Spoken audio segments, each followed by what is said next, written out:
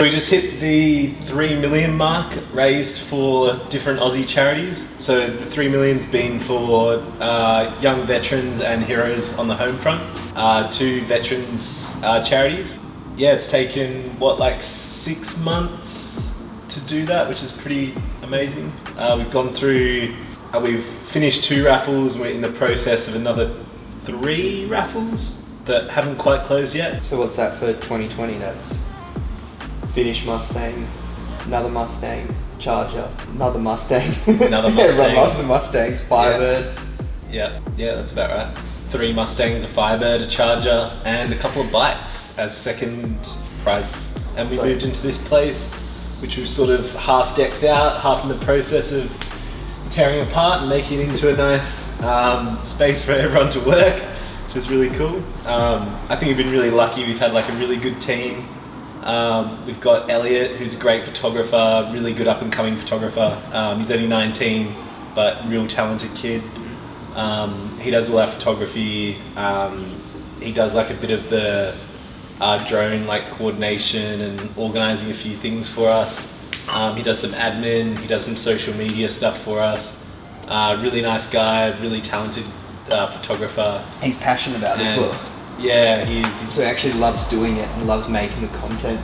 Yeah, I think that's the difference. We kind of look for people that are not just talented, but they're passionate about what they're talented, what their talents are. And, you know, Elliot's going to sit there and edit a photo for hours on end just to see that, you know, just to get a good result and put his name to something that he's proud of rather than just get the work done. And he's like more artistic and will spend hours editing one photo rather than just rushing through it just to get a photo to me. Yeah. And yeah, he always does a really good job. We've got Rudy, who you would have seen in one of the last episodes we covered, he's only 16, really talented kid, 2 times world champion at flying race drones, which is madness. Yeah, he's in while going through year 11. Yeah, while finishing year 11. And yeah, he really cool guy. He does a lot of our drone footage. He helps us capture a whole range of footage in a whole new way. Just crazy shots that you wouldn't be able to do with normal drones or normal cameras, or you can't really get that sort of content in any way. And he just brings a whole new element to it. Those things are not easy to drive as well. Like we've got that computer program that we tested it on, and it's just like the equivalent of driving it, and the momentum like brings the drone across as you're driving it. So it's not just like a normal drone where you like stop and then go down and then go. You've got to sort of account for the momentum of the drone like swinging around corners and stuff. Yeah, and somehow he just circles people while they're moving. Yeah, he's got it down to he's been doing it since he was 7 years old. Crazy talented kid, and we're lucky that he flies for us. Not full time, but pretty much full time. He does a lot of our projects and shoots a lot of our cars, and yeah, we have a lot of fun shooting with him. Very mature for a 16-year-old, like, yeah, and he's won 2 world titles, which is pretty impressive. Yeah, he's the best in the world at drones, but can't drive a car just yet. Yeah. Then we've got AB, who is a crazy talented guy, real out there. He does all our videography. He edits our vlogs, so he's going to be editing this together. He's done a whole heap of crazy shit. He's an amazing dancer. He's been in Australia's Got Talent. He was a grand finalist in Australia's Got Talent. Yeah, the guy's crazy talented. He's been to the Com Games. He speaks 5 languages. He was in the Spartan race on TV. Yeah, he's done a lot of. He's in the. He was backup dancer for the movie Dora the Explorer, which is a pretty big achievement. He's been in a few movies. He humbly doesn't really talk about. Like he's very humble about like what he's actually achieved. So it's like I only really just knew some of the stuff he's done recently. I saw a funny video of him on the project, like dancing around one of the cricket players, like as he fucking missed the catch. Like he missed the catch, and AB's like. And again, he's one of those people that just loves what they do as well. Yeah. Like he'll stay up till ridiculous hours in the morning and then get up, have like, and just work on it because he loves what he does. Loves editing.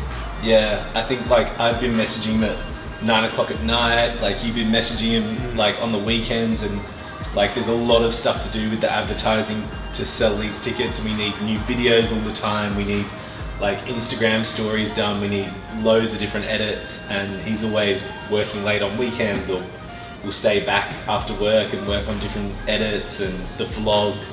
And yeah, he's really committed and really talented guy, which is and we're lucky to have such a good team and such a real broad range of different talents working on this project, and that's probably why it's been so successful. In just 6 months we've managed to hit that 3 million mark and help that many charities, and I think it's to do with not only having such a range of different people, but we also gel very well, we communicate really well to each other, and we also have very different talents and very different areas that we're good at. So I met AB on a different shoot for another client.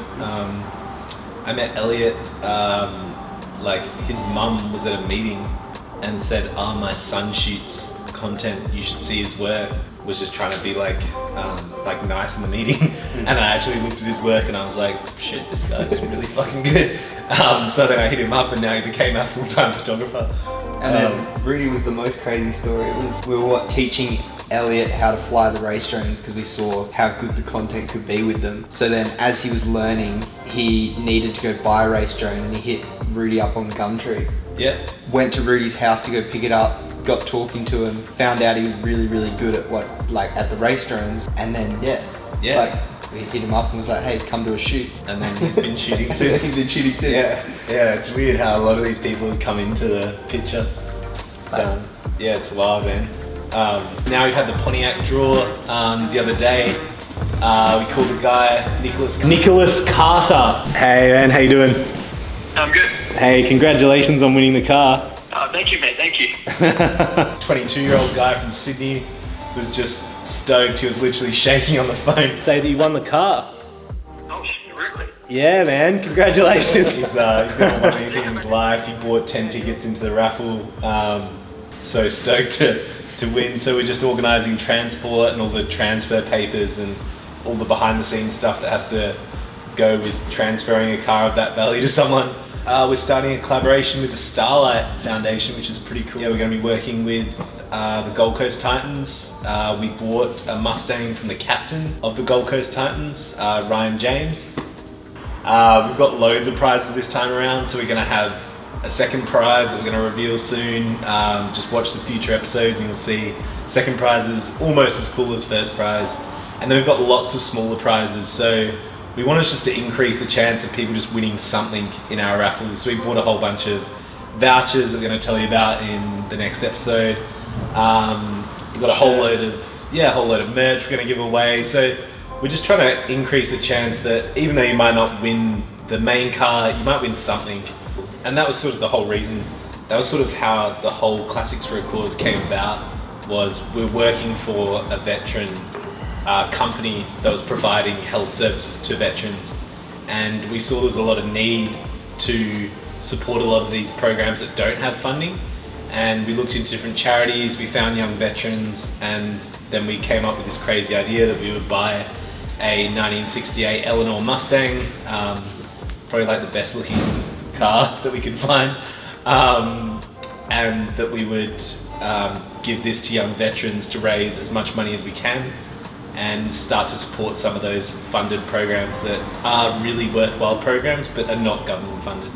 And yeah, it went really well, and yeah, Young Veterans are a great charity. They do a lot in the veteran community, really worthwhile cause, and yeah, definitely jump over and check out what they're doing. Now we're supporting them, we're supporting Heroes on the Home Front.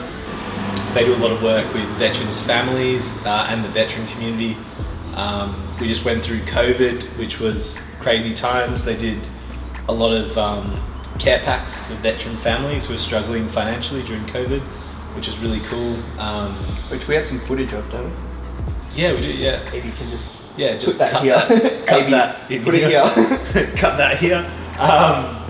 Yeah, the guys are really cool. The veteran families are really grateful. So to anyone that supported that raffle, yeah, thanks so much for supporting it. And yeah, your money is going to worthwhile causes. So we do a lot of digital management and manage campaigns for a lot of different companies. So we do a lot of the social media advertising for fairly big health companies, and we're working for a lot of veterans' mental health programs online, and we saw a bit of a gap where the government wasn't funding certain programs, their mental health, preventing like social isolation and creating inclusion environments and social activities for veterans. And we looked at a lot of different veterans charities. We came across Young Veterans who do a lot of great work all across Australia with young veterans, helping them with their mental health. Yeah, it would have been a Friday, and then we sort of work together but have like separate tasks. So he goes to his meeting and I'm still at the office. Yeah, he comes back and I'm not there, and then I get a text on a Sunday and he's like, oh hey, just bought this Mustang, and sent me the photo of the like Eleanor from the first raffle. He's never like sort of loved classic cars. We're kind of into them now because you get to drive them around, you sort of fall in love with them, but at the time there wasn't really that like appeal for classic cars. Went in on Monday, and then Tom was like telling me about the raffles and what was going to happen, what it can raise, like told me about Young Veterans, and I was like, oh, so you actually did buy the car. And then 2 weeks later comes from Perth, got it shipped to Brisbane, and yeah, it's just this like ridiculously nice Mustang, and I'm not like a car person, but I fucking like this car. It was a real proper classic, like left-hand drive, manual, very like, you can really feel the road when you're driving it. No power steering. No power steering, so getting out of car parks is pretty difficult. It was like 8-point turns, but that's what people love, like big car enthusiasts love that novelty of left-hand drive. Like I was stressed when I was driving left-hand drive. Yeah. But left-hand. Talking shit. No, you're still talking. Fuck you, I don't care. And we're just talking, sort of pointing at the car and whatnot.